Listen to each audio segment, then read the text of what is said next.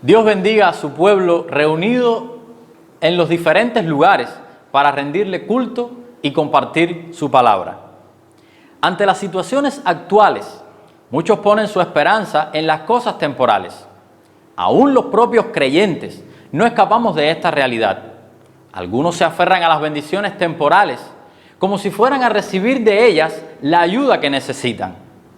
Aunque estas bendiciones en sí mismas no son malas, pueden llevarnos a quitar nuestra vista de Jesús, olvidando así que tenemos un Salvador que es el único que puede resolver nuestra mayor dificultad. En nuestro recorrido por el libro de Hebreos, hemos visto que Jesús es un sacerdote que se puede compadecer de nosotros porque se hizo hombre y experimentó nuestras necesidades, de manera que en Él podemos avanzar hacia la madurez. Vimos además que Jesús sostiene nuestra esperanza en las promesas de Dios y que Él es nuestro sumo sacerdote, pero no del orden de Leví, sino de Melquisedec, representando un sacerdote eterno que vive para defendernos delante del Padre. Desde el primer versículo de este libro, el autor quiere que sus lectores sepan que Jesús es el cumplimiento de todas las palabras de las profecías que los profetas hablaron antes que Él. Respecto a esto, leemos: en el pasado, Dios habló a los padres por los profetas en muchas ocasiones y de muchas maneras, pero en estos últimos tiempos nos ha hablado por su Hijo. La última palabra que Dios quiere decir en la historia de la humanidad se encuentra en Jesús. El texto que compartiremos hoy nos enseña que nos convenía un sumo sacerdote que vive para siempre, y añade: ya tenemos tal sumo sacerdote. Rápidamente entra una pregunta: ¿por qué nos convenía tal sumo sacerdote? Esta pregunta la quiero desarrollar en dos partes, basándome en el capítulo 7, desde el verso 26 hasta el capítulo 8 y verso 5. Primero veamos por qué le convenía a los creyentes hebreos tal sumo sacerdote, y luego por qué nos conviene a nosotros. A los creyentes hebreos les convenía un sacerdote que realmente les acercara a Dios de una vez y para siempre. En el sistema sacrificial del Antiguo Testamento, el trabajo de los sacerdotes nunca estaba totalmente terminado. Estos sacerdotes tenían que seguir ofreciendo sacrificios por el pecado una y otra vez. El punto es que el trabajo sacerdotal no completaba totalmente lo que se necesita para lidiar con el pecado. Todos ofrecían sacrificios primero por ellos mismos y luego por el pueblo. Con esta realidad, ¿podían estos sacerdotes hacer la paz entre Dios y el pueblo si precisamente ellos eran pecadores? Claro que no. Estas ofrendas debían repetirlas vez tras vez porque no eran suficientemente apropiadas para satisfacer las demandas divinas.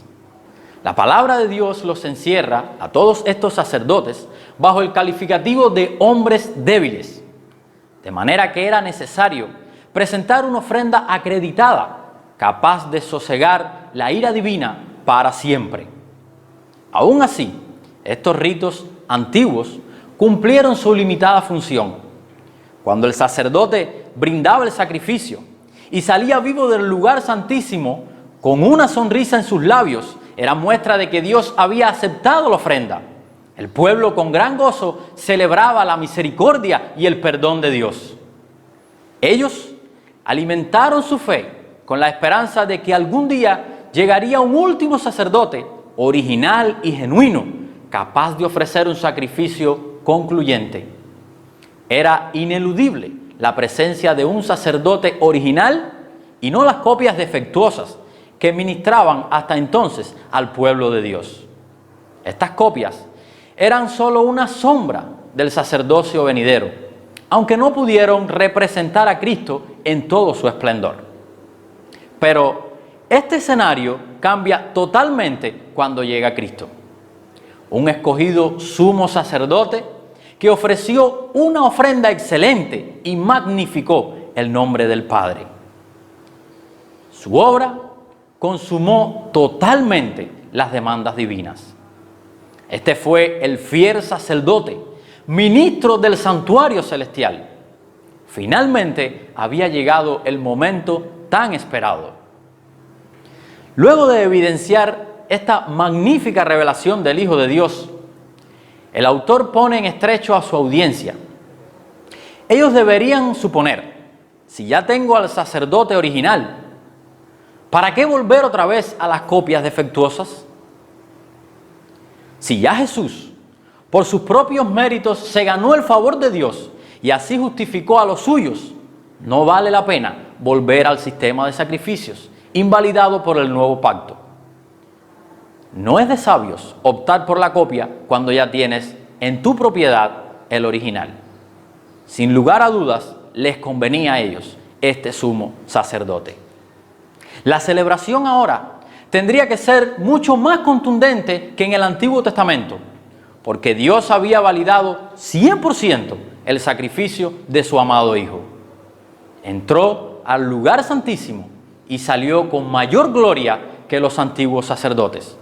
Su resurrección garantizaba perdón y victoria sobre la muerte y el pecado.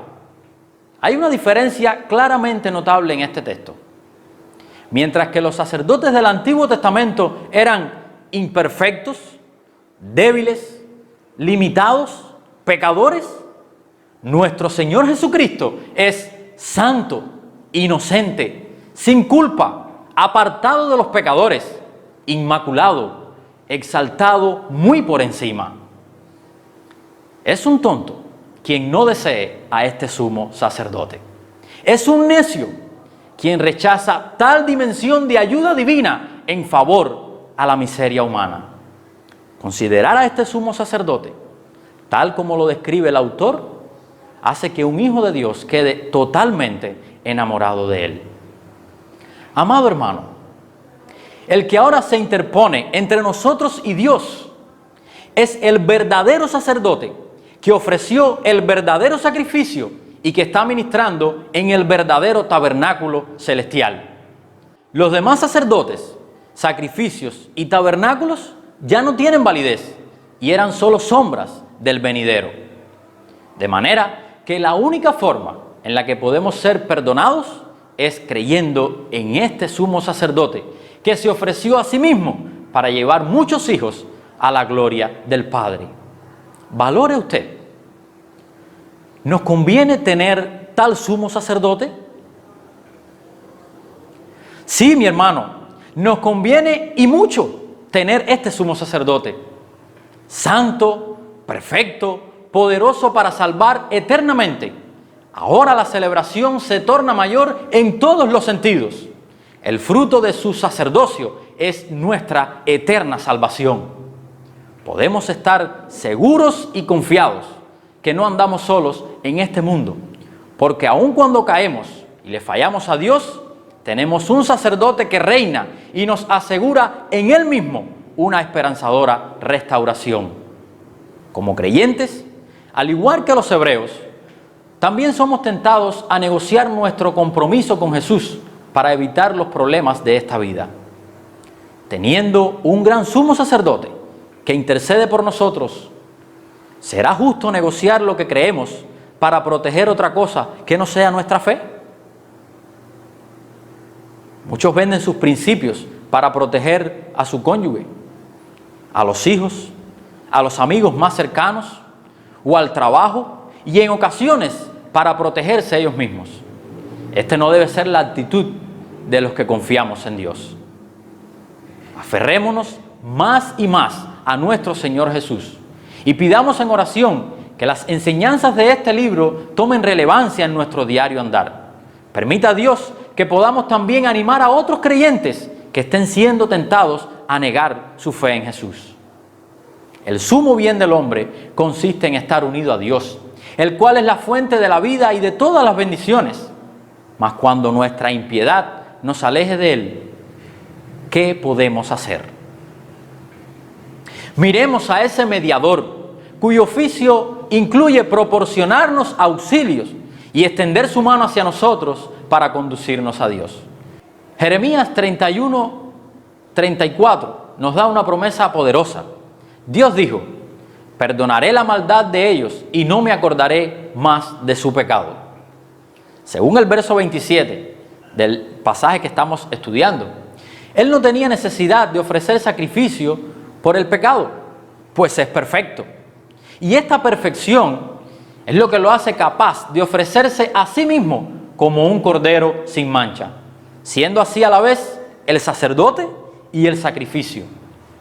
Él mismo es la ofrenda de paz que se ofrece por nuestros pecados. Observe cómo este pasaje nos presenta a Cristo con una belleza sin igual. Leamos los versos 26 y 27. Porque convenía que tuviéramos tal sumo sacerdote, santo, inocente, inmaculado, apartado de los pecadores y exaltado más allá de los cielos, que no necesita, como aquellos sumos sacerdotes, ofrecer sacrificios diariamente, primero por sus pecados y después por los pecados del pueblo, porque esto lo hizo una vez y para siempre, cuando se ofreció a sí mismo. John Piper resume esto de la siguiente manera: el único sacerdote que se interpone entre nosotros y Dios y nos reconcilia con Dios y ora por nosotros a Dios no es un sacerdote común, débil, pecaminoso, moribundo como en el antiguo pacto. Él es el Hijo de Dios, fuerte, sin pecado, con una vida indestructible.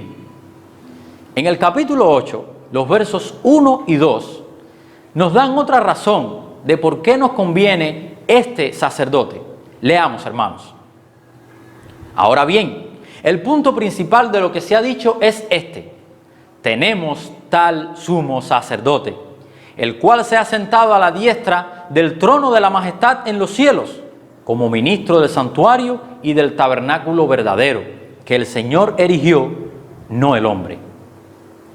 Después que Jesús completó la obra de redención, entró en el reposo de Dios. Se ha sentado a la derecha del Padre, coronado con gloria y majestad. El Padre le ha dado un nombre que es sobre todo nombre, para que ante su majestad se doblen todas las rodillas. Él entró en el cielo por el sacrificio de sí mismo. Por eso merece alabanzas por los siglos de los siglos. Se encargó del pecado una vez y para siempre, porque su sangre no es derramada en un santuario hecho por hombres. Él está ministrando en el verdadero tabernáculo levantado por Él mismo. Si partimos de la realidad de que ningún favor divino hacia el hombre se obtiene salvo por medio de un sacrificio, todo aquel que acuda a Dios pasando por alto a Cristo y olvidando su perfecta expiación no será bien recibido ante el Padre. Si queremos que Dios atienda nuestras súplicas, escuche nuestro clamor, acuda a nuestro socorro y nos envíe su paz, debemos poner siempre por delante de nosotros al mediador del nuevo pacto. Amigo mío, Dios jamás salvará a nadie a menos que esté bajo el sacerdocio de Jesucristo. Toda forma de culto inventada por los hombres es falsa. Dios ordena que todo debe hacerse conforme a sus propios mandamientos y no es lícito que nosotros hagamos algo diferente a lo ordenado por Él. ¿Quieres tener el favor y la salvación de Dios? Pon tu esperanza en Cristo y arrepiéntate de tu maldad. Es mi mayor deseo que Dios te bendiga con su salvación. Hermanos en la fe, Jesús es nuestro representante. Nos garantiza una genuina bendición y hace posible que recibamos de Dios misericordia, gracia y ayuda en tiempos de necesidad. En este mismo instante, nuestro sumo sacerdote está sentado a la diestra del Padre intercediendo por nosotros. Él conoce nuestra situación y tiene el control de ella. Sin importar lo que venga a nuestras vidas, Él permanecerá a nuestro lado. Sin duda alguna, nos conviene este sumo sacerdote. Celebremos su eficacia y démosle gloria y honra.